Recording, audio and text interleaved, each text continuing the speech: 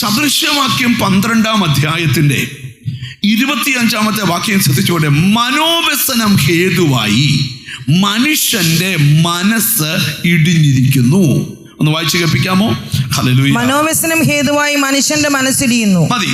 മനോവ്യസനം ഹേതുവായി മനുഷ്യന്റെ മനോവ്യസനം എന്ന് പറഞ്ഞാൽ എന്തുവാ? മനസ്സിന്റെ ദുഃഖം. അത് നിമിത്തം മനുഷ്യന്റെ മനസ്സ് എന്ത് ചെയ്തിരിക്കുക? ഇടിഞ്ഞിരിക്കുക. നിങ്ങൾക്കറിയാം, എപ്പോഴും ഞാൻ നിങ്ങളോടൊരു കാര്യം പറയാം. ചില മനുഷ്യര് സൂയിസൈഡ് ചെയ്യണമെന്ന് ചിന്തിക്കുവാൻ കാരണം എന്താണെന്ന് ചോദിച്ചാൽ, മാറാത്ത മനോദുഃഖമാണ്. സന്തോഷിക്കാൻ 1000 കാര്യങ്ങൾ ജീവിതത്തിൽ തന്നിട്ടും ഒരു കാര്യത്തിലും സന്തോഷിക്കാൻ കഴിയാതെ പിശാച് ഡിപ്പോസിറ്റ് ചെയ്ത് ആ ഹൃദയത്തിനകത്തെ ദുഃഖത്തെ അള്ളിപ്പിടിച്ച് നമ്മുടെ ജീവിതം നമ്മളായിട്ട് തന്നെ തകർക്കുക. ഒരാമയും പറഞ്ഞാട്ട്. നീയായിട്ട് നിന്റെ ലൈഫ് തകർക്കരുത്. നിന്റെ ഏത് പ്രശ്നത്തിനും പരിഹാരം ദൈവത്തിൽ നിന്ന് ഉണ്ടാകും. എത്ര പേർക്ക് ആമയും പറയാൻ പറ്റും? എന്നോട് ദൈവം പറയുക, ഇപ്പോൾ ചിലർ ഫേസ് ചെയ്യുന്ന ആ പ്രശ്നം ഇനി ഒരു ദിവസം പോലും മുമ്പോട്ട് പോകത്തില്ല.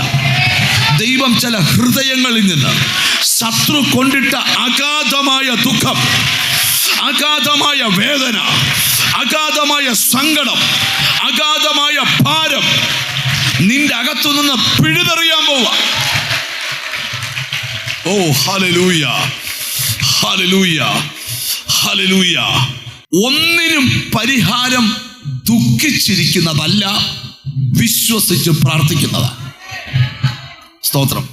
ചിലര് കഴിഞ്ഞ നാളുകളിൽ അവരുടെ ലൈഫിൽ വന്ന സംഭവങ്ങളെയെല്ലാം കോർത്തിണക്കി മനസ്സിലിട്ടേക്കുക. ശ്രദ്ധിക്കണം. ചിലര് എനിക്കിങ്ങനെ വന്നല്ലോ, എനിക്കെന്താ ഇങ്ങനെ സംഭവിച്ചത്, ഈ ദുഃഖം നമ്മുടെ മനസ്സിലിട്ടിരിക്കുക. ഞാൻ നിങ്ങളോടൊരു കാര്യം പറയാം. ഏത് ദുഃഖത്തിനും പരിഹാരമുണ്ട്. ഇത് പിശാചിൻ്റെ ഒരു തന്ത്രമാണ്.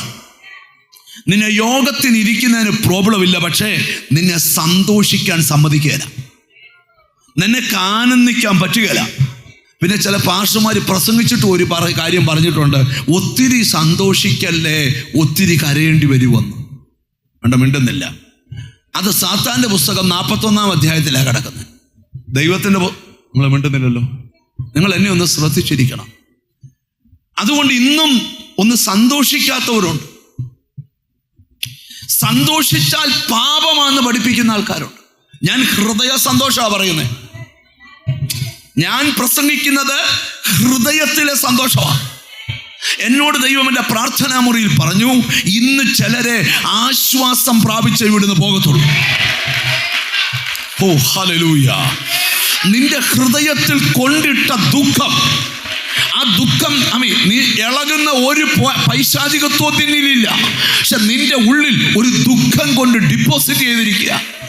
ഇന്ന് ഹോളി സ്പിരിറ്റ് പറയുക, അവർ ഡിപ്പോസിറ്റ് ചെയ്ത ദുഃഖത്തെ എൻ്റെ ദൈവം നിന്നിൽ നിന്ന് പുറത്താക്കപ്പെടണം. എത്ര പേർക്ക് അതിന് ആമയും പറയാൻ പറ്റുമെന്ന് എനിക്കറിയത്തില്ല. ഹല്ലേലൂയ.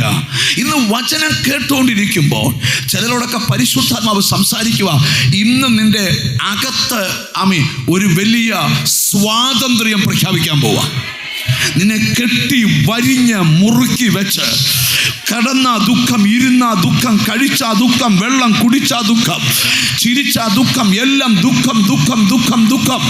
വണ്ടിയെ കയറിയ ദുഃഖം, കാർ ഓടിച്ച ദുഃഖം, എപ്പോഴും ദുഃഖം, എപ്പോഴും സങ്കടം. ഹോളി സ്പിരിറ്റ് പറയുക, അവൻ ഇട്ട ആ ഡിപ്പോസിറ്റ് നിന്റെ അകത്തു നിന്ന് യേശുവിന്റെ നാമത്തിൽ ഇന്ന് പുറത്തു പോകണം.